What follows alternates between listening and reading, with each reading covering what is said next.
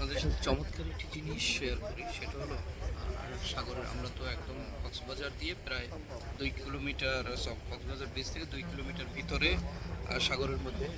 চমৎকার বিষয় হলো সাগরের মধ্যে এটা ডুবোচর, সেখানে ঢেউগুলো সুন্দরভাবে আছড়ে পড়ছে। আপনাদের যদি দেখুন এই যে ঢেউগুলো সাগরের মধ্যে, কিন্তু এই ঢেউগুলো সুন্দরভাবে আছড়ে পড়ছে। পানির কালারটা এই মুহূর্তে খুবই চমৎকার, আস্তে আস্তে সবুজের দিকে যাচ্ছে, যদিও এখানকার পানিতেও একটু ময়লা রয়েছে।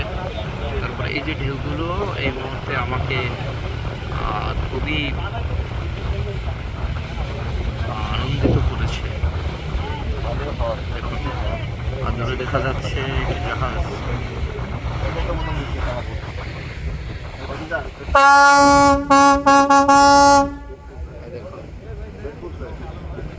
থেমে আছে, মাছ ধরছে, জেলেরা মাছ ধরছে। এই সাইড হলো এই যে কক্সবাজার, এই পাশে বিচ দেখা যাচ্ছে, আর এখানে জেলেরা মাছ ধরছে।